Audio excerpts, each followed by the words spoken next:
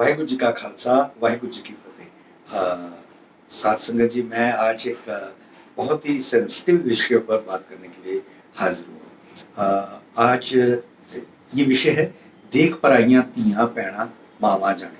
मतलब पराई स्त्री को अगर आप देखते हैं तो इन चारों में से कोई एक नीयत होनी चाहिए।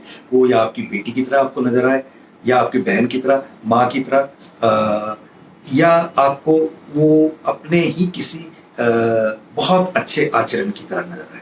मतलब बिल्कुल भी अशुद्ध आचरण उसमें से ना झलके। और ये सब चीजें तभी हो सकती हैं जिसकी नजर अच्छी हो, नियत अच्छी हो, नेम अच्छा हो।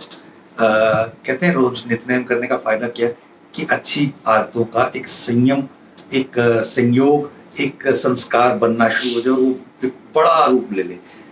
सिख धर्म में कचहरे का, जिसको आप अपनी लैंग्वेज में कच्छा या अंडरवियर कहते हैं, उसका वो कछहरा क्यों होता है? काफी लंबा होता है, ऊपर से उसको नाड़े से बांधा जाता है। ये क्यों होता है कि स्त्री पुरुष को और पुरुष स्त्री को गंदी निगाह से ना देखे।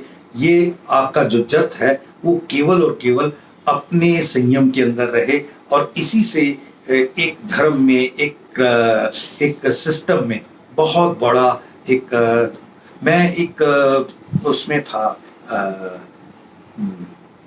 एक सेमिनार में था।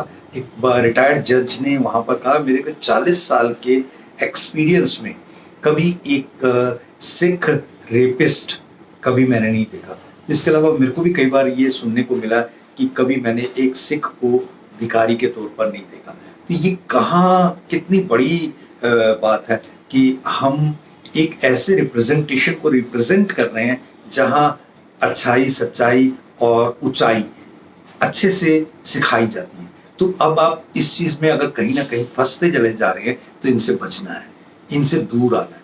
ये चीजें हमारे जीवन के नुकसान का कारण बन सकती है यदि हम अच्छे नियत से किसी को, अब बहुत सारे कर्म है ना, बहुत सारी चीजें, उनसे अपने आप को ऊपर उठाना पड़ेगा। एक बहुत बड़ी बात है कि आपका स्वभाव, आपका कल्चर, आपका चरित्र जब तक आपका साथ नहीं देता ना, तब तक आप समझ लीजिए जीवन जी तो रहे हैं लाश उठा के, कोई फायदा नहीं है, वो जीवन नहीं है। आप देखेंगे कि इन दिनों में कितने सारे बाबा लोग, कितने सारे बाबा लोग, नाम लेने की जरूरत नहीं, 8-10 बाबा लोग जिनके इतने इतने वो थे, भक्त थे, इतने सारी पूरे इंडिया भर में आश्रम, मंदिर, मस्जिद, क्या जो भी उनका वो सिस्टम था, जेल में है। ये क्या है कि उनका कैरेक्टर कहीं ना कहीं अच्छा नहीं था। और बहुत सारे कभी बाहर रहे तो वो कभी ना कभी चपेट में आएंगे और अंदर हो जाएंगे। तो हमें क्या करना है, ऐसे लोगों के अपनी दूरी रखनी है और अपने जीवन में वो लाना है जिससे हम संसार में एक शक्तिशाली चरित्र प्रस्तुत कर सके, और हमारी जनरेशन्स को उसके ऊपर मान सम्मान हो सके। Thank you. वाहिगुरु जी का खालसा, वाहिगुरु जी की फतेह।